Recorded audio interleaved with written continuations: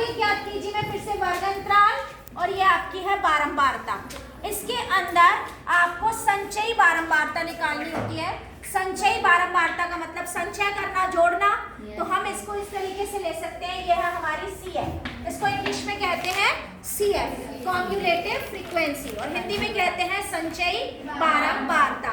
तो ये आपका F है और ये आपका क्या है CF है।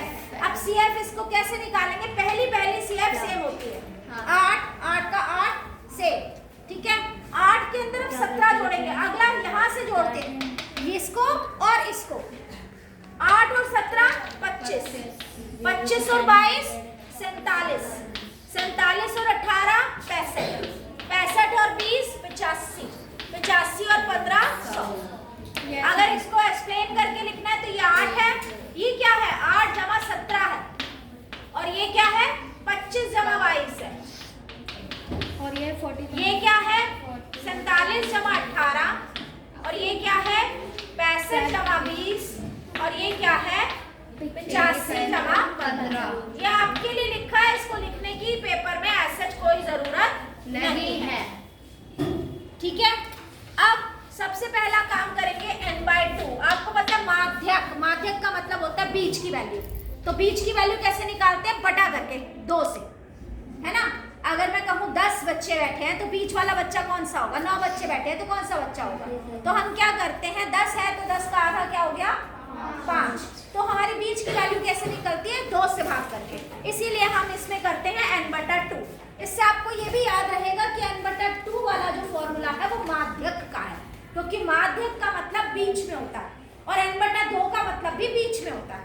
तभी तो जब हमने xi निकाला था उसको भी क्या बोला था? मध्य बिंदु बोला था ना। तो मध्य बिंदु का मतलब क्या होता है? बीच की वैल्यू, ठीक है। n/2 किया यहाँ पर, इसमें n क्या है 100।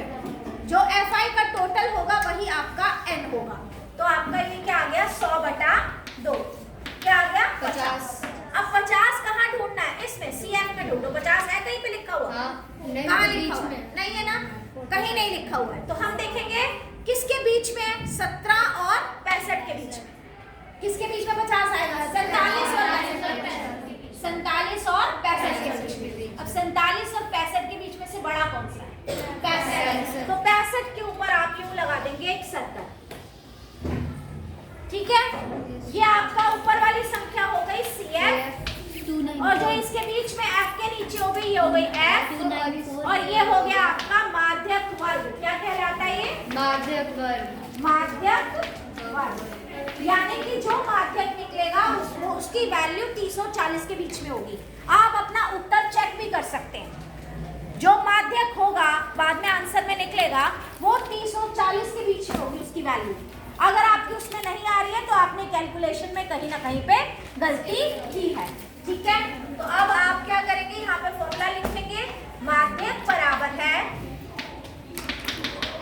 L जमा n/2 माइनस CF/F गुना H। अब ये आप याद रखिए, इसमें कहीं पर भी सिग्मा नहीं डला हुआ है, तो यानी कि योग कहीं पर भी नहीं आएगा। अभी हमने क्या किया, n/2 L क्या है? निम्न सीमा, माध्यक वर्ग की निम्न सीमा यानी कि 30। इंग्लिश में कहते हैं लोअर लिमिट, इसीलिए L लिखा जाता है।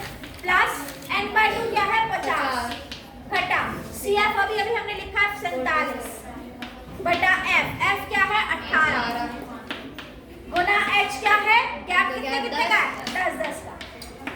ये फिर से इसके साथ है, बस ये जो भाग का निशान है वो इसके नीचे नहीं जाएगा, याद रखिएगा। फॉर्मूला भी गलत मत लिखिए, आधा नंबर फॉर्मूले का भी मिल जाता है। 30 जमा 50 में से 47 गया 3/18